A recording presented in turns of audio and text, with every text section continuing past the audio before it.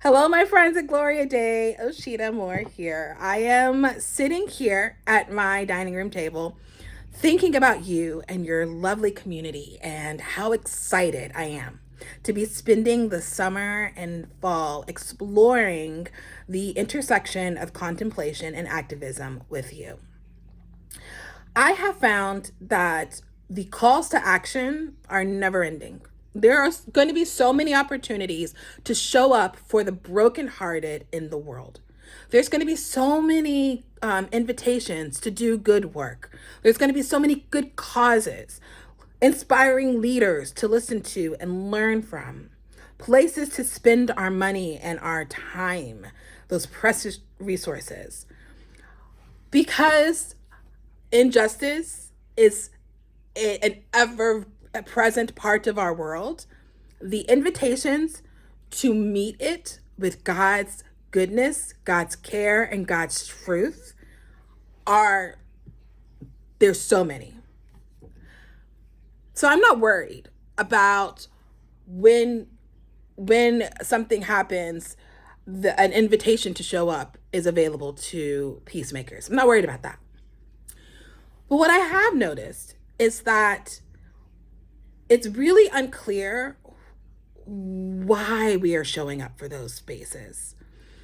So we show up for those spaces oftentimes fueled by something like ego or insecurity, obligation, self preservation, shame, fear, anger.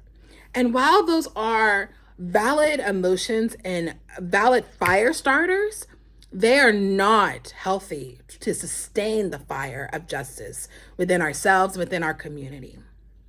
You may have heard right after George Floyd was murdered, in the months to follow, you may have heard a brown or black leader saying, we don't want you to need another hashtag for you to care about this work.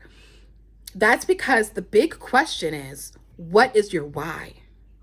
Now, as people of faith who follow Jesus, who look at Jesus as our example of a peacemaker who stands up in moments of injustice, our why has to be rooted in something deeper and greater and richer and more sustainable than self preservation, fear, ego, shame, anger, sadness. It has to be rooted in something much deeper. And that is the work of contemplation. Contemplation allows us to pull back from the shoulds and have tos and the pressure to be a certain way or to have a certain feeling, to pull back, sit with God, and explore, why does this matter to me and to you and in this moment? Why do I want to show up this way? And it gives you space to be healed from some of those things that fuel a sense of shame. It allows you to sit with that with God. It allows you to remember that this work of justice is God's idea first, and you're doing it with God. It's you and God in this work together. Contemplation builds us a deep well for us to draw from when we enter into the work, when we are paying attention to the hows, we are so very clear on the why. So we're going to do that work individually this summer. And we're going to do that in service of discerning our collective why. Different beloved communities have different bents or aches or desires to show up. And at Gloria Day, you'll be discerning what does that look like for you in the area of racial injustice and racial reconciliation and anti-racism peacemaking, as I've written in Dear White Peacemakers. But other places, other communities have different whys, and they spend time discerning that together. Like the community where I pastor, we have a strong why for disability advocacy. So we're going to do the work too of discerning what is our collective why. Individually, what is our why, and then what is our collective why. And the reason we do this is because we do this work together.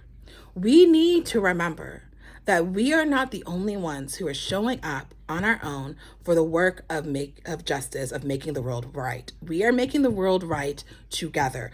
We are beloveds in a beloved community.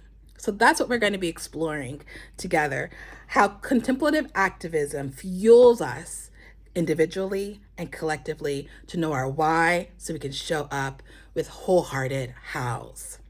I'm so grateful to be a part of your community, and I hope that you have a great rest of your day, and I can't wait to do this work with you.